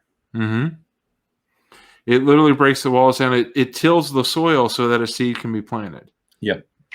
And I've seen it with doing improv and the things that we do, is that it really makes the heart open, because when you get a group of people to laugh together, they've admitted something about themselves, which automatically makes them united, even if they don't know it or understand it. Yeah, I mean, can you think of one other example that quickly unites people than laughing together? It's huge. It's such a powerful ministry tool. And some people balk at clean comedy because it's cheesy. There is non-cheesy clean comedy out there. Yeah. And I would even argue, and as many do, you have to be funnier than the mainstream comic who uses foul language and tons of raunchy jokes and all that. You have to be. It's harder to be funny and not do that thing, to not do that kind of stuff. And so when you accomplish that, that's comedy gold. Yeah. And here's the secret. We serve the ultimate creator, and we're in his image. So therefore we should be just as creative. And who created laughter? So, I mean, that's the other thing that, there's a lot of religious fuddy-duddies out there. God created laughter. Yep. God created joy. And I know I went through an encounter in my life where around the time that I met Thor, that I really felt like I needed to laugh. And I was under the impression that if I did do something, if I did do a faith-based project, then I felt like it had to be heavy and meaty. Where's the meat kind of a thing, and tears. But again, I'm a quirky goofball. And even when I did stuff like that, especially if I acted in it, my quirk still came out. There was still quirkiness in it, And so I went through a time where I realized I needed to laugh. I felt like the Lord was changing my heart in that way, that I needed to laugh. And that was around the time I started collaborating with Thor, and or shortly thereafter, I started collaborating with him, and I love it. So once again, if you have the means and you want to see more, you know how to find us. Yep. churchpeoplefilm.com or ChristopherShawnShaw.com. And Christopher, the final question I'm going to ask before I let you go is, for anyone that wants to use their gifts for God's glory, whether their talents, their passions, or even redeeming the experiences they've been through, what would your wise counsel be for that person? Well, I like to preface this kind of a question with, if God tells you to do something other than what I tell you to do, then listen to him. Okay? So he may have a better strategy than what I'm going to tell you. But I like to tell people that you don't have to sit around and wait anymore to do something. If you're an actor, you don't have to wait for your phone to ring to see if you got the audition, or if you produce your own stuff. If you got one of these, there's a really good camera on there. You can do monologues. You can, if you're a filmmaker or cinematographer, you can start shooting stuff. You can even buy different lenses to put over this. You don't need a Red. You don't need an Arri Alexa. Use what you have. And when you're ready to move up to the next thing, if you don't have it or you can't afford it, you probably know somebody or can get to know somebody who does, So I like to say, surround yourself with like-minded people who want to create and who fill in the gaps where you're not strong in. I'm an okay writer. I'm not Thor Ramsey writer, So when I have an idea or something, or if I get a concept for a short or whatever, and if I don't think I have the chops to write it, I reach out to somebody like Thor, or somebody like Scott Wood, or somebody like Wes Halula, who was one of the writers on Church People. I reach out to people who know how to do that stuff. Like I said before, I'm not a cinematographer. I'm not a gaffer. I reach out to somebody who knows cinematography and who knows gaffing. I know how to collaborate with them and communicate my vision, and then we collaborate on the shot. But as far as the lighting and how good it looks and all that stuff, I have to admit where I lack. So admit where you lack, excel at what you're good at, and surround yourself with people who do the other stuff. One of the things that'll tank a project quicker than anything is the writing. If you're not a good writer, and you have to be honest with yourself on this, almost everybody who writes a script thinks that it was a deposit from God, or it's their baby, it's their creation, it's hilarious, or it's this, that, or the other. Get outside feedback and be honest with yourself. If it's not quality, find somebody who does quality, and surround yourself with those people in every aspect. If your short film or feature film needs animation and you're not an animator and you want to YouTube it, yes, you can learn great stuff that way on YouTube. You probably want to hire somebody who can do it. Do you know what I mean? Yeah. Who already has the experience. And then learn from them. Yes. It's not that you can't learn the stuff. Some people learn different things from necessity and whatnot, and that's great. But big leap from my first 168 film project short to my second one.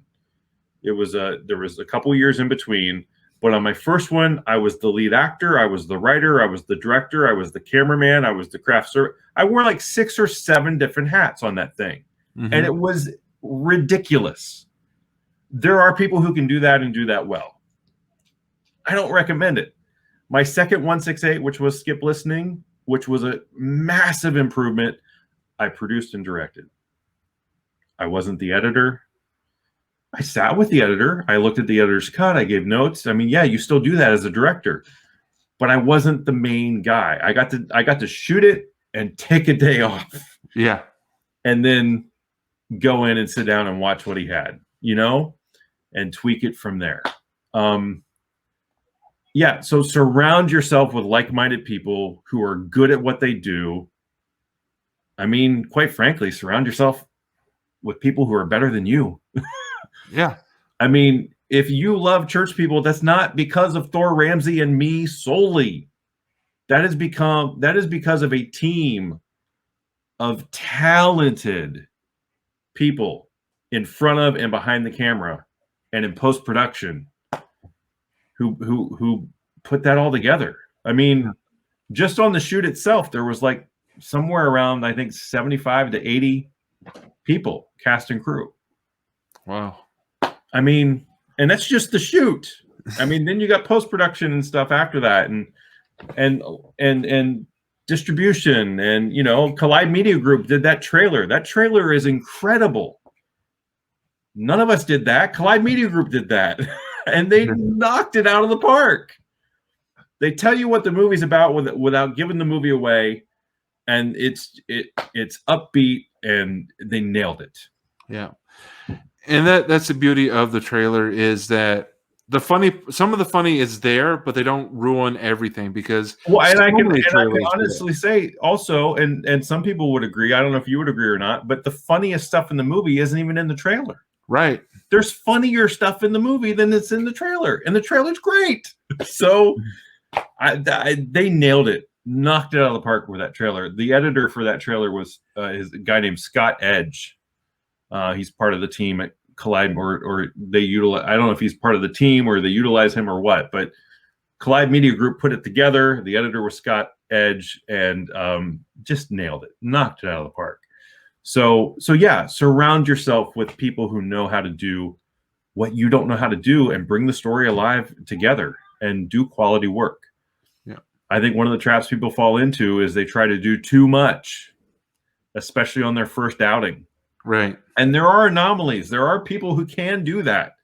I mean, there's a guy on YouTube who does great YouTube videos about his filmmaking experience. He's won awards. His name is the YouTube channel is D for Darius. His name is Darius something. Black guy, really, really talented. He can do it. He can shoot it. He can do the sound. He can edit it. He can do it. And he probably taught himself or learned through maybe some schooling. I don't remember. But probably mostly just trial and error and taught himself. Yes, you can do that. But it's so much better with a team who knows what they're doing. So much better. Oh, yeah. And not only is it that they know better, but having extra sets of eyes as you're producing and creating something. Yes. And especially when it's a like-minded group, especially when you're Christian productions, having like-minded Christians say, wait, maybe that'll be a little bit heretical or right. Yeah. I mean, in life, you need a second set of eyes. Mm-hmm. I mean, that's the scriptural model. I mean, even when they went out and evangelized, they did it 2 by 2. They weren't Lone Rangers. They went out in sets of 2. We need each other. This isn't meant to be a Lone Ranger marathon run. This is meant to be a run, a marathon with exhortation and correction and encouragement and camaraderie. If you look at Jesus' ministry, what did he do? He didn't go by himself. He built a team before he even started the official ministry. Mm-hmm. So they needed each other. Yeah. They needed each other. Absolutely. And we need each other. Absolutely. So, Christopher, it's been a blast. We have gone, this is probably the longest show I've ever done, but it's awesome. You should have an award of some kind for people who actually watch the whole thing. Well, she's right here in the kitchen eating some fries. So I don't know if Deanna hung out with us for a long time, but it's been a blast. I'm so looking forward to seeing church people getting more people's hands because it is really a fun film. It's not cheesy. The trailer does not give it all away, but it's not just comedy. There is something very poignant that's said there at the end. Yep. I like to call it poignant laughter. So check it out, churchpeoplefilm.com. Sign up for the updates. And Christopher, it's been so much fun having you back on, and praying that Church People blows up on DVD and digital release and on demand, so that we can see some more stuff, including Skip Listening, the movie Adam and Eve, or The Revenge of Adam and Eve. Yeah, and we're working on a time travel movie through a biblical lens right now. And yeah, so I mean the script for it, not the movie itself, but Sure. we're working on the script for it. So lots of stuff in the hopper that needs funding. And Something Smells Funny on Tubi, streaming for free now. Go to, I think it's tubitv.com, or just go to facebook.com/something smells funny, like he has on the screen right there, and you'll see the trailer for it. And there's also information there with a direct link to watch the episodes for free. So we're hoping to do more of that too. Scott Wood would love to do more of those. Dr. Watson would love to do more, but they were basically Dr. Watson funded, and I don't know if you know this or not, but shooting stuff is expensive. Yes. So especially the bigger the team and the bigger the number of people involved, I mean it's costly. Yeah. And now with COVID regulations on set and stuff, I haven't been on a set since 2019. Wow. So, and if I do go on a set again soon, it'll probably be with COVID regulations, which jacks the cost up even more.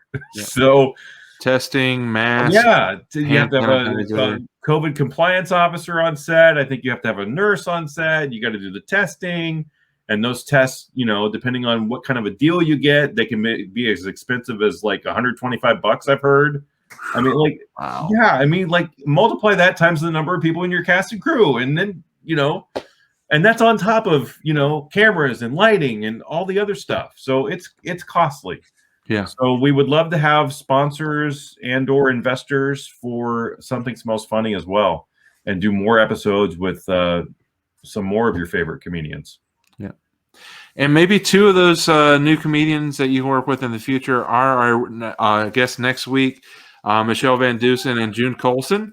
They will be our guests next week. Nice transition. Hey, I'm not the best color man in the business for no reason. But yeah, check out next week's show, and check out all of our episodes on the Creative Motion Network. You can see some of our guests' work on there, including, I believe, How I Met My Father is on Creative Motion Network. I think it is there, yes. And so is Wireless. That's Wireless. A fun one. It's a mobster comedy, which stars one of our previous guests, Jerry De La Sala, Josh Murray, who David I have to connect Amy with. Sutherland, Yeah. David Shark Freylake, and Tyler A. Johnson. Yeah, that's a fun one. Thor is not in that one, but he wrote it. So okay, still Thor Ramsey humor. Yeah, that's a fun one. Wireless. Definitely check that out. And How I Met My Father. And I think Skip Listening is on there too, if I'm not mistaken. I think they have it on Creative Motion Network. I can't remember if I saw it there or on. I think it's also on 24 Flicks. Skip Listening. Oh, is it? Yeah, okay. Where I watched it, but yeah, a lot of great stuff on Creative Motion Network, and a lot more great stuff coming from our guest Christopher Shawn Shaw, and also Thor Ramsey. Your family first. So unfortunately, he had to take care of kids, or not unfortunately, but unfortunately for our show, he had to take care of his kids. But fortunately for him, and he's got. That's a horrible transition. I had one good transition. I should have ended the show then. Man. And yet we're still talking. Yes. So we'll call cut on this, and we will see you next Monday night. That's a wrap.